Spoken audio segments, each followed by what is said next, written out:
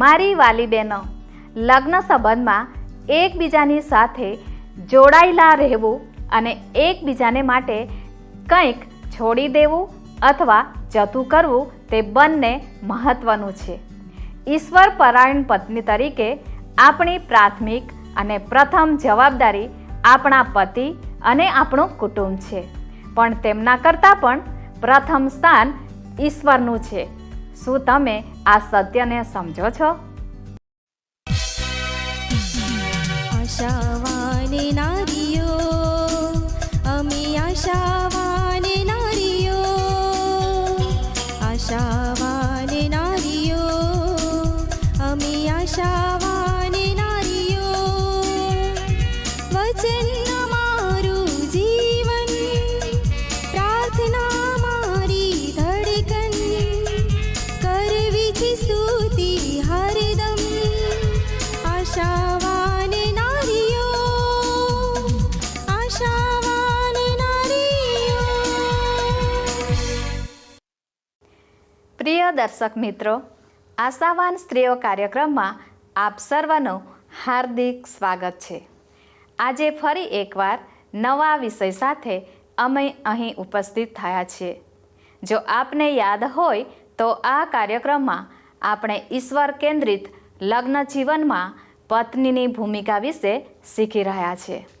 પ્રથમ ભાગમાં આપણે લગ્ન જીવનના હેતુ અને ધ્યેય વિશે શીખી ગયા. આજના કાર્યક્રમમાં આપણે આ વિષયમાં વધારે જાણવાનો પ્રયત્ન કરીશું. નમસ્કાર મિત્રો, આજના વિષયની શરૂઆત હું એક વાર્તાથી કરીશ. સંગીતા અને અરુણ વચ્ચે કોલેજના સમયથી પ્રેમ સંબંધની શરૂઆત થઈ. તેઓ શરૂઆતમાં ફોનથી એકબીજાની સાથે વાતચીત કરતા હતા. થોડા દિવસો પછી તેઓ એકબીજાને મળ્યા. તે પ્રથમ મુલાકાત પછી તેઓ અવારનવાર એકબીજાને મળવા લાગ્યા અને તેમના સંબંધો વધારે ગાઢ બન્યા. તેથી તે બંનેએ અભ્યાસ પૂરો કર્યા પછી લગ્ન કરવાનો નિર્ણય કર્યો અને પોતાના ઘરમાં તેની જાણ કરી. બંનેના માતા પિતાએ પણ તેઓને સંમતિ આપી. હવે અરુણ તેના ઘરમાં મોટો દીકરો હોવાથી ઘરથી દૂર રહેવું તેના માટે અશક્ય હતું. એ જ રીતે સંગીતા તેના ઘરમાં સૌથી નાની હોવાથી તેના મા બાપ પણ એવું ઈચ્છતા હતા કે તે ઘરથી દૂર ના જાય.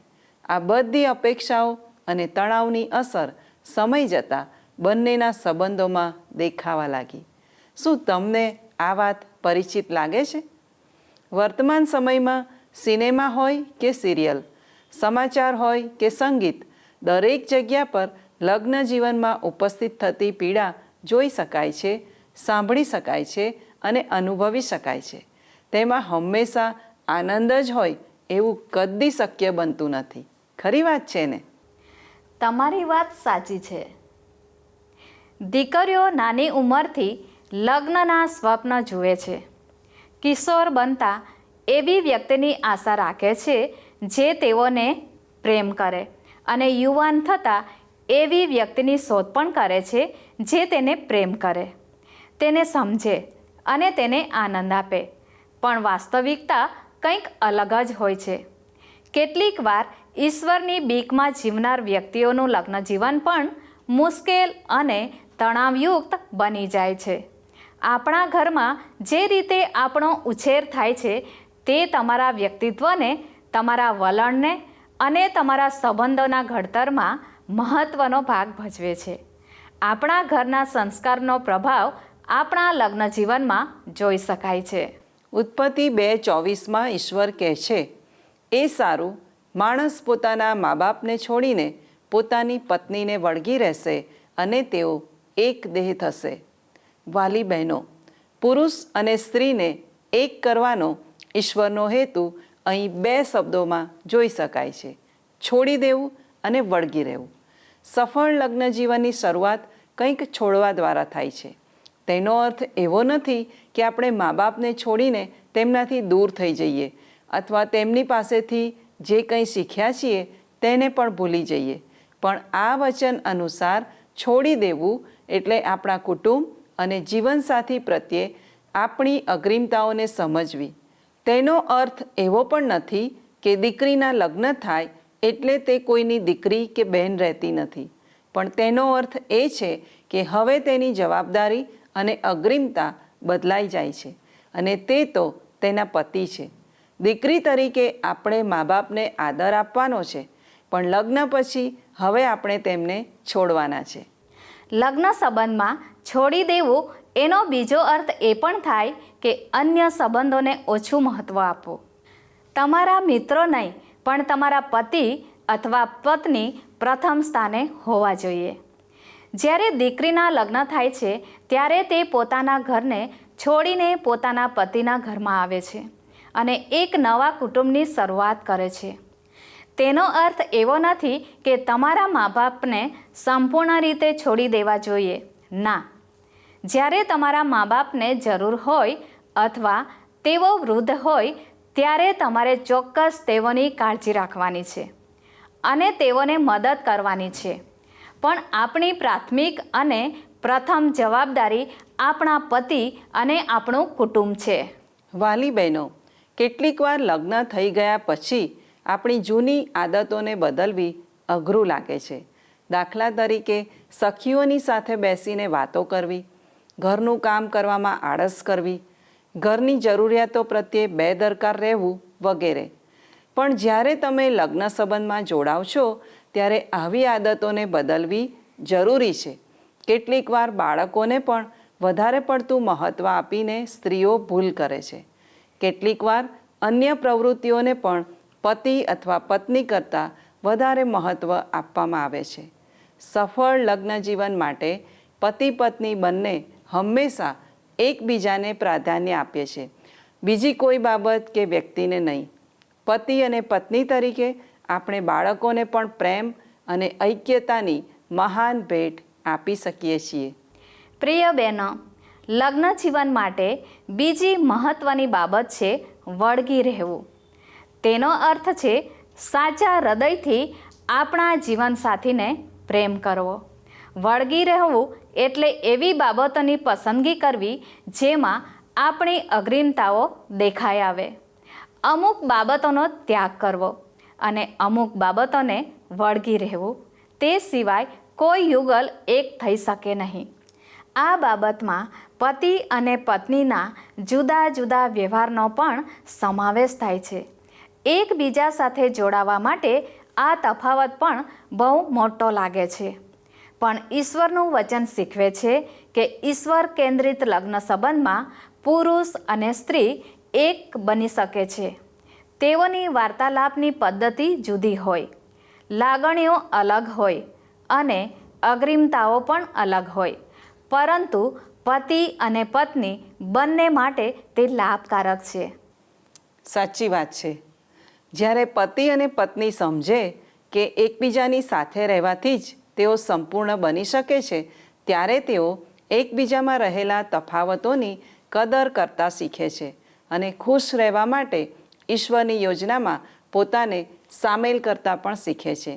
એક ચાવીરૂપ બાબત આપણે યાદ રાખવાની છે કે ઈશ્વર પછી જો કોઈ સૌથી અગત્યની બાબત હોય તો તે આપણો લગ્ન સંબંધ છે અને તે અન્ય બાબતો કરતાં અગ્રિમ સ્થાને હોવો જોઈએ.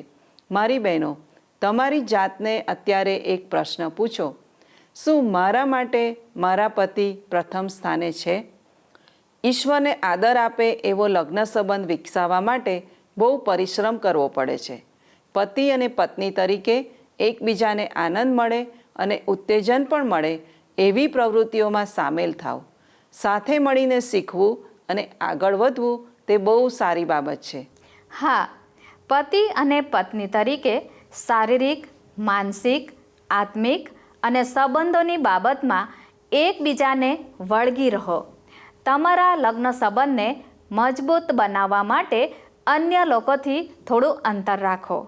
શરૂઆતના સમયમાં આ બાબત બહુ જરૂરી છે.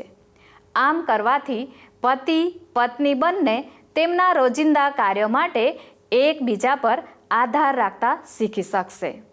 જો તમે સંયુક્ત કુટુંબમાં રહો છો તો પતિ પત્ની તરીકે એકબીજાની સાથે વ્યક્તિગત રીતે સમય ફાળવો.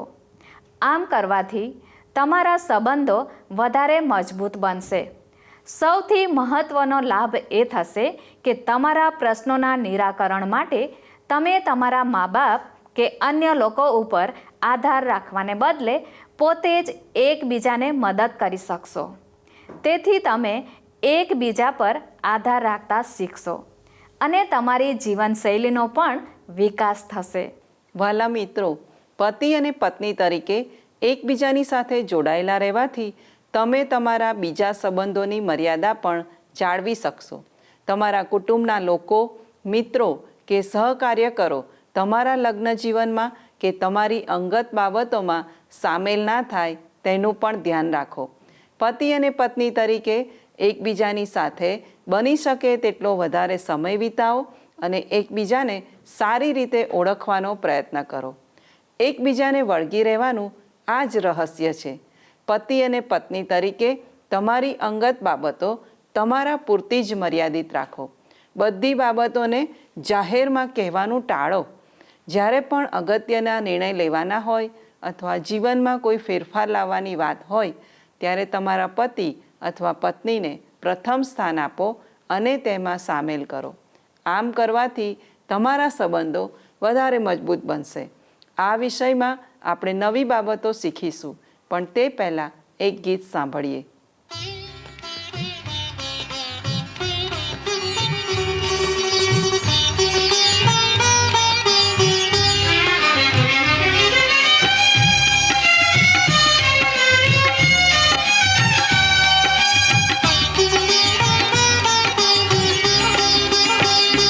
જીવનનો ઝરો છે પ્રભુ ઈસુ, પ્રભુ ઈસુ.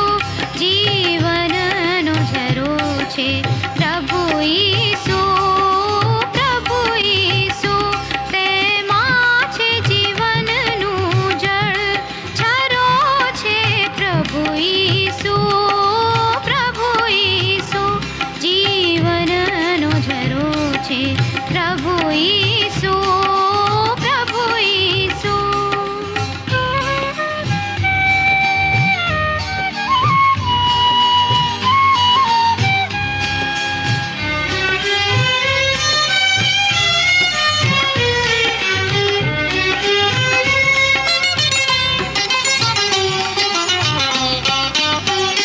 છે ન્યાયનો સૂરજ પ્રભુ ઈસુ, પ્રભુ ઈસુ.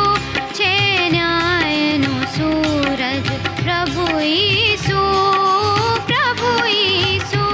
આપે છે તે અજવાળ સૂરજ છે પ્રભુ ઈસુ, પ્રભુ ઈસુ.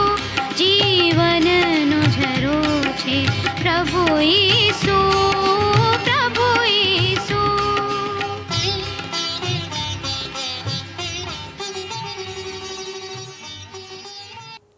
પ્રિય દર્શક મિત્રો, ફરી એકવાર આશાવાન સ્ત્રીઓ કાર્યક્રમમાં આપનું સ્વાગત છે. આજે આપણે પતિ પત્નીના સંબંધો કેવા હોવા જોઈએ તે વિષયમાં વાર્તાલાપ કરી રહ્યા છીએ. લગ્ન સંબંધમાં છોડી દેવું અને વળગી રહેવું, આ બે સિદ્ધાંતો બહુ અગત્યના છે. લગ્ન થયા પછી પતિ અને પત્ની બંને એક કુટુંબ બને છે. તેઓ એકબીજાના સુખ દુઃખ, આનંદ અને પ્રતિષ્ઠાના ભાગીદાર બને છે.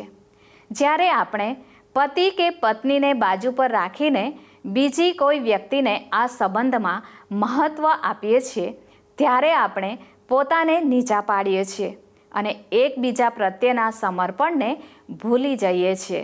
યાદ રાખો મિત્રો, જ્યારે તમે પતિ પત્ની તરીકે શારીરિક, માનસિક અને આત્મિક રીતે એક થઈને જીવો છો ત્યારે તમારા આનંદને તમે માણી શકો છો. તમારી કસોટીઓને પાર કરી શકો છો. તમારા સંઘર્ષનું નિવારણ કરી શકો છો અને બિનશરતી રીતે એકબીજાને સ્વીકારી શકો છો. તેનું કારણ એ છે કે એકબીજાની નિકટ હોવાને લીધે તમે ગમે તે સમયમાં એકબીજાની સાથે ઊભા રહી શકો છો. આ એવો સમય છે જ્યારે તમે તમારા ભૂતકાળને ભૂલીને ભવિષ્યમાં આગળ વધો છો. પ્રથમ ઈશ્વર અને તે પછી પતિ અને પત્ની બંને એકબીજાને માટે પ્રથમ સ્થાને હોવા જોઈએ. ત્યારે જ એકબીજાને વળગી રહેવાની બાબત પરિપૂર્ણ થાય છે. મિત્ર, ઈશ્વરના સંતાનો તરીકે તમારું આત્મિક જીવન પણ લગ્ન સંબંધનો અગત્યનો ભાગ છે. જો પતિ અને પત્ની માટે ઈશ્વર સંબંધીના વિચારો સમાન ના હોય તો આ શ્રેષ્ઠ સમય છે કે તેઓ એકબીજાની સાથે આ વિષયમાં વાતચીત કરી શકે. જો ઈશ્વર પ્રત્યેના વિશ્વાસમાં તફાવત હોય તો તે બાબત ગંભીર છે અને તેની અસરો તમારા લગ્ન જીવનમાં પણ પડી શકે છે.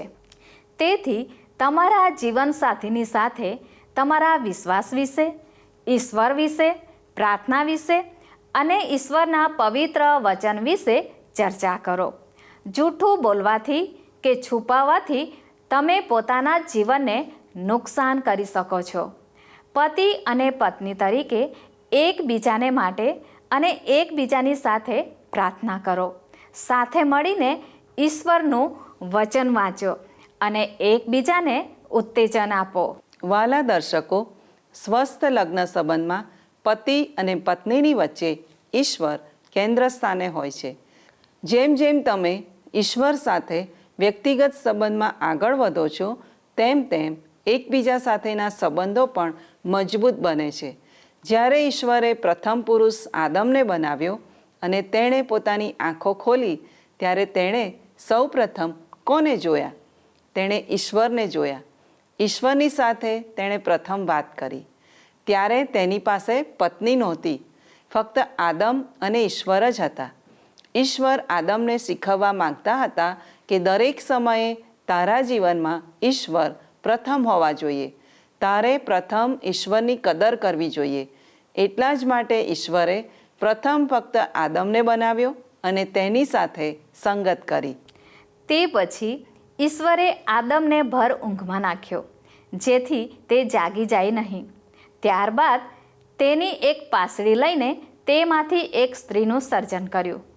હવે ઈશ્વરે તે સ્ત્રીમાં પણ જીવનનો શ્વાસ ફૂંક્યો. તેથી તેનામાં જીવનનો સંચાર થયો. તે સ્ત્રીએ પોતાની આંખો ખોલી અને તેણે સૌ પ્રથમ ઈશ્વરને જોયા, આદમને નહીં. તે તો આદમના અસ્તિત્વથી પણ અજાણ હતી. તે કદાચ એવું વિચારતી હશે કે ફક્ત તે એકલી જ આ પૃથ્વી પર જીવંત છે. આદમ વિશે તે કંઈ જ જાણતી નહોતી. તેણે તો ફક્ત ઈશ્વરને જ જોયા હતા. આદમ તો એદનવાડીમાં કોઈ બીજી જગ્યા પર ભર ઊંઘમાં હતો. તે પણ સ્ત્રીના અસ્તિત્વથી અજાણ હતો. તે સ્ત્રી સૌ પ્રથમ ઈશ્વરને મળી અને ઈશ્વરે પ્રથમ તેની સાથે વાત કરી. તે પછી તે તેને આદમની પાસે લાવ્યો. અહીં ઈશ્વર તે સ્ત્રીને પણ તે જ બાબત શીખવવા માંગતા હતા કે દરેક સમયે તારા જીવનમાં ઈશ્વર પ્રથમ સ્થાને હોવા જોઈએ. તારા પતિની સાથે સંગત કરતા પહેલાં તારે મારી સાથે સંગત કરવી જરૂરી છે. મારી વાલી બહેનો, આ વાત આપણને શીખવે છે કે તમારા લગ્ન જીવનના ગમે તેટલા વર્ષો થયા હોય, 50 વર્ષ કે 75 વર્ષ થયા હોય, તો પણ દરરોજ તમારા જીવનમાં ઈશ્વર પ્રથમ સ્થાને હોવા જોઈએ. કેટલાક લોકોના જીવનમાં તેમના પતિ, પત્ની કે મા બાપ પ્રથમ સ્થાને હોય છે, પછી ઈશ્વરનું સ્થાન આવે છે. લગ્ન વિશે ઈશ્વરની યોજના બહુ અદ્ભુત છે. સાચી વાત ને? આદમ માટે તે હવાની સાથે સંગત કરે તે પહેલાં ઈશ્વરની સાથે સંગતમાં રહેવું અગત્યનું હતું. એ જ રીતે હવા માટે પણ આદમ કરતાં પહેલાં ઈશ્વરની સાથે સંગતમાં રહેવું અગત્યનું હતું. ઈશ્વર એક મહાન સ્ત્રોત છે જે આ વિશ્વમાં માણસોને એકબીજાની સાથે જોડાયેલા રાખે છે. ઈશ્વર બે વ્યક્તિઓને એક કરે છે અને તેઓને જુદા કરવા અશક્ય છે. કોઈ સંજોગો, ગરીબી કે બીજી કોઈ પણ બાબત તેઓને અલગ કરી શકતી નથી. પતિ અને પત્ની એકબીજા વગર અધૂરા છે. એટલા જ માટે એફએસી 5:28 પ્રેરિત પાઉલ લખે છે, એ જ પ્રમાણે પતિઓએ જેમ પોતાના શરીરો પર તેમ પોતાની પત્નીઓ પર પ્રેમ રાખવો જોઈએ. તેનો અર્થ કે વાસ્તવમાં પતિ અને પત્ની બંને એક છે અથવા એક દેહ છે. મિત્રો, શું તમે ફેવિકોલની જાહેરાત જોઈ છે? તે બે વસ્તુઓને અથવા બે ટુકડાને જોડવાનું કામ કરે છે. તે બે વસ્તુઓ એકબીજા સાથે એવી સખત રીતે જોડાઈ જાય છે કે હાથી પણ તેને ખેંચી શકતો નથી. એ જ રીતે જો પતિ અને પત્ની બંને ઈશ્વરની સહાયથી એકબીજાની સાથે જોડાયેલા રહે તો તેમના સંબંધો પણ મજબૂત બને છે. હું ખાતરી સાથે કહું છું કે કોઈ પણ બાબત તેઓને અલગ કરી શકતી નથી, પણ મહત્ત્વની બાબત એ છે કે ઈશ્વર તેમાં કેન્દ્ર સ્થાને હોવા જોઈએ. ઈશ્વરની મહાન શક્તિ સાથે જ્યારે પતિ પત્ની જોડાયેલા રહે છે ત્યારે કોઈ પણ બાબત તેઓને અલગ કરી શકતી નથી. મારી વાલી બહેનો, આપણે આશાવાન સ્ત્રીઓ છીએ. આપણા પતિ સાથેના સંબંધમાં કોઈ બાબત વચ્ચે ના આવે તેનું આપણે ધ્યાન રાખવાની જરૂર છે. લગ્નના શરૂઆતના વર્ષોમાં આપણો સંબંધ બહુ સરસ હોય છે. તેમાં આપણો સારો દેખાવ, સારી નોકરી કે પરંપરાઓ ભાગ ભજવે છે. પણ લાંબા વર્ષો પછી આ બાબતો કામમાં આવતી નથી. મિત્રો પાછળ, મોજ-શોખ પાછળ, કમાવા પાછળ કે કુટુંબના અન્ય લોકો સાથે વધારે પડતો સમય પસાર કરવો તે લગ્ન જીવનમાં જોખમરૂપ બને છે. કેટલીક વાર સંયુક્ત કુટુંબ અથવા માતા પિતા પણ તેમાં અવરોધરૂપ બની શકે છે. તેથી પતિ અને પત્ની એકબીજાની સાથે જોડાયેલા રહે અને એકબીજાની સાથે સમય પસાર કરે તે બાબત બહુ મહત્ત્વની છે. તે સાથે પૈસા પણ પતિ અને પત્ની વચ્ચે અવરોધ ઊભો કરી શકે છે. જો તેઓ મારું તારું કરીને પોતાની રીતે પૈસાનો ખર્ચ કરે અને એકબીજાને તેની જાણ પણ ના કરે તો તેમના સંબંધો બગડે છે. પતિ અને પત્ની માટે લગ્ન પછી કશું અલગ રહેતું નથી, પણ બધું સહિયારું હોય છે. તે સમજવું જરૂરી છે. એ જ રીતે કામ અથવા નોકરીને પણ વધારે પડતું પ્રાધાન્ય આપવું લગ્ન સંબંધ માટે જોખમરૂપ બની શકે છે. દરેક સમયે કામમાં જ ગૂંથાયેલા રહેવું તે પણ બરાબર નથી. તમારા કામ પ્રત્યે વધારે પડતો લગાવ પણ પતિ પત્ની માટે મુશ્કેલી સર્જે છે. વહાલા મિત્રો, શું તમારા પતિ અથવા પત્ની સાથે તમારા સંબંધો મજબૂત છે? શું તમારા લગ્ન સંબંધમાં ઈશ્વર કેન્દ્ર સ્થાને છે? જો નથી તો તમે તેને સુધારી શકો છો. આવો પ્રાર્થના કરીએ. પ્રેમાળ ઈશ્વર પિતા, લગ્ન સંબંધની રચના તમે કરી છે તે માટે તમારો આભાર માનીએ છીએ. સ્ત્રીઓ તરીકે અમને મદદ કરો કે અમારા કુટુંબની અમે યોગ્ય રીતે કાળજી રાખી શકીએ. અમારા જીવનમાં તમને કેન્દ્ર સ્થાને રાખીને આગળ વધવા અમને સહાય કરો. પતિ પત્ની તરીકે અમારા સંબંધોને તમે મજબૂત કરો. ઈસુના નામમાં માંગુ છું. આમીન.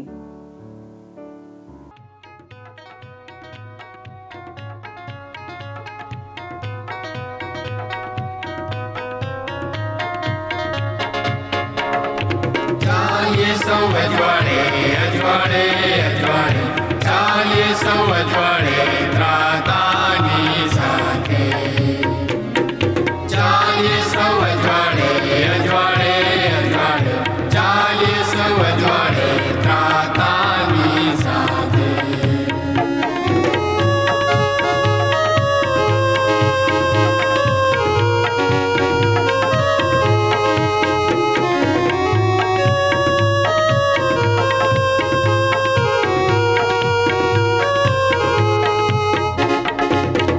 પાસે હું જઈશ અજવાળે અજવાળે તેની સાથે હું ચાલીશ અજવાળે અજવાળે તેની સાથે હું ચાલીશ તેને અજવાળે. ચાલીએ સૌ અજવાળે અજવાળે અજવાળે ચાલીએ સૌ અજવાળે ત્રાતાની સાથે.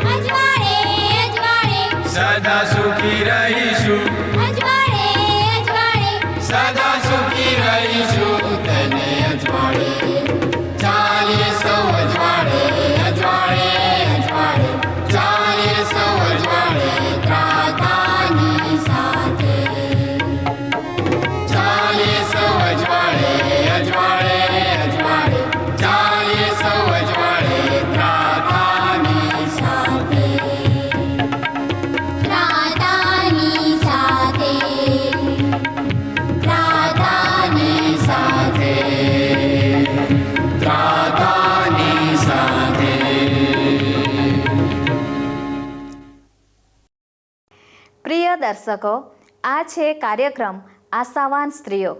આજના કાર્યક્રમમાં આપણે શીખ્યા કે પતિ અને પત્નીના સંબંધો કેવા હોવા જોઈએ.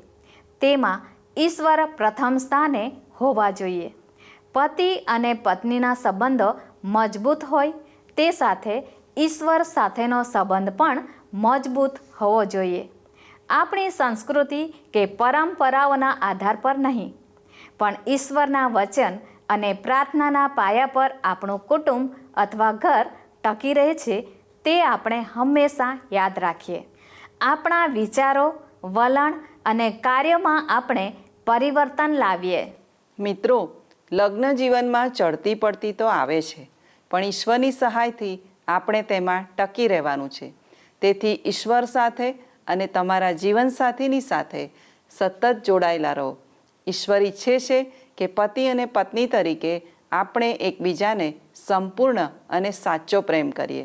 જો આપણે તે માટે તૈયાર થઈશું તો ઈશ્વર આપણને ચોક્કસ મદદ કરશે. વાલા દર્શક મિત્રો, અમારો સમય હવે પૂરો થવા આવ્યો છે. આજનો કાર્યક્રમ આપને કેવો લાગ્યો તે અમને ચોક્કસ જણાવશો. સંપર્ક માટે અમારું સરનામું નોંધી લેશો.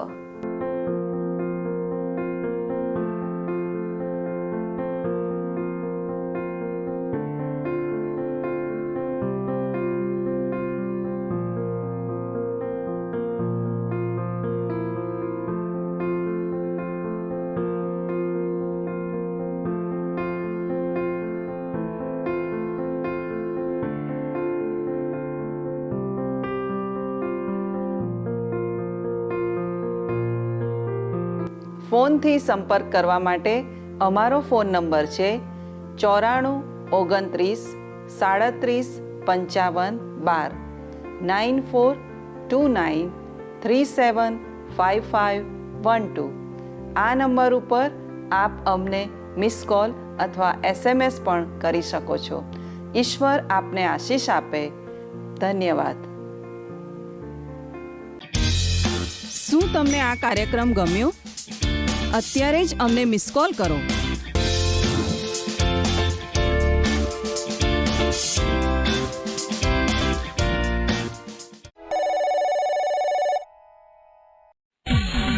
આશા